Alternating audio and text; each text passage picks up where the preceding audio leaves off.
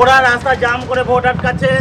ক্যালেস্টার রাজুর উপস্থিতিতে ওর দাদা তার সঙ্গে গুন্ডা মাস্তান সব নিয়ে আমাকে মেরে রাস্তায় শুয়ে আমার সাথে জয়ন্ত আমাদের জয়ধর 269 নম্বরের বুথ প্রেসিডেন্ট যেভাবে মেরেছে এইভাবে গণতন্ত্র লুণ্ঠন করছে। পুলিশ দর্শক কিছু করতে পারছে না। তিনজন ছিলাম, গাড়ি তিনজনকে ধরে একদম রাস্তায় ফেলে মারছিল। কারা মারলো? তৃণমূলের দুষ্কৃতী। আপনারা কি এখানে এখনো আছে ওরা? আপনারা কোন দল? আমরা বিজেপি করি। আপনাদের অপরাধটা কি, মারার কারণটা কি? আমরা জাস্ট আমাদের ভোটারদের জাস্ট আটকাচ্ছিল, তাদেরকে বলছিলাম আপনারা আসেন, ওদেরকেও আসতে দেয়নি, আমাদের ধরে রাস্তায় এইখানে এইমাত্র জাস্ট। পঞ্চম দফায় 7টি লোকসভা কেন্দ্রে ভোট গ্রহণ চলছে এবং সকাল থেকে প্রথম 2 ঘন্টায় একাধিক জায়গা থেকে হিংসা এবং অশান্তির খবর পাওয়া যাচ্ছে। বনগাঁ লোকসভার ছবি শুরুতেই আপনাদের দেখাবো। বনগাঁ লোকসভা কেন্দ্রের গয়েশপুরে বিজেপি নেতাকে মারধর। গয়েশপুর শহর মণ্ডল সাধারণ সম্পাদক সুবীর বিশ্বাসকে রাস্তায় ফেলে মারধর করা হয়েছে। অভিযোগ তৃণমূলের বিরুদ্ধে। একবার ছবিটা দেখুন শুরুতে। আমরা দুজন আসছিল, ওনাদেরকে বলছি আপনারা আসেন, আপনারা ভোট দেন। সঙ্গে সঙ্গে দুজনকে, আমাদের তিনজন ছিলাম, গাড়ি তিনজনকে ধরে একদম রাস্তায় ফেলে মারছিল। কারা মারলো? তৃণমূলের দুষ্কৃতী। একই সঙ্গে আক্রান্ত বিজেপি কর্মী জয়ন্ত জয়ধর। বিজেপি নেতার অভিযোগ ভোটারদের ভোট গ্রহণ কেন্দ্রে যেতে বাধা দিচ্ছে তৃণমূল। সুজিত মণ্ডল আমাদের প্রতিনিধি আরো বিস্তারিত বলবেন এই নিয়ে। সুজিত, কি ঘটেছে? একেবারে স্পষ্টত বিজেপির তরফে অভিযোগ করা হচ্ছে যে তাদের দলীয় কর্মীকে রাস্তায় ফেলে পেটানো হয়েছে। কি ঘটেছে?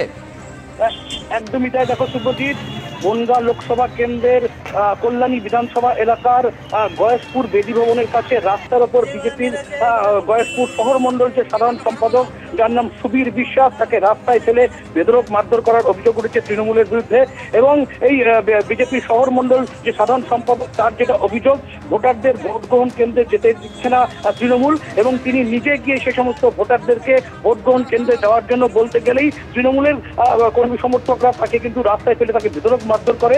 এবং একই সঙ্গে এই ঘটনায় আক্রান্ত হন আরেকজন বিজেপি কর্মী, যার নাম জয়ন্ত জয়ধর। এবং এই ঘটনার পর অসুস্থ অবস্থায় রাস্তায় লুটিয়ে পড়লে কল্যাণী থানার পুলিশের সহযোগিতায় আহত শহর মণ্ডল সাধারণ সম্পাদক। সুজিত, এইটা আমাদের জানাও। স্পষ্টত অভিযোগ ভোটারদের তৃণমূল ভোট গ্রহণ কেন্দ্র পর্যন্ত যেতে বাধা দিয়েছে এবং তার প্রতিবাদ করে বিজেপি কর্মীকে পেটানো হয়েছে। তুমি আমাদের একবার সঙ্গে থাকো সুজিত, আমি আরেকবার ছবিটা দর্শকদের সামনে রাখবো। যেভাবে মেরেছে এইভাবে গণতন্ত্র লুণ্ঠন করছে। কে মারলো? কারা মারলো? দর্শক কিছু করতে পারছে না। ক্যালেস্টার রাজুর মতন একজন মানে আমরা দুজন আসছিল, ওনাদেরকে বলছি আপনারা আসেন, আপনারা ভোট দেন। সঙ্গে সঙ্গে দুজনকে, আমাদের তিনজন ছিলাম, গাড়ি তিনজনকে ধরে একদম রাস্তায় ফেলে মারছিল। কারা মারলো? তৃণমূলের দুষ্কৃতী।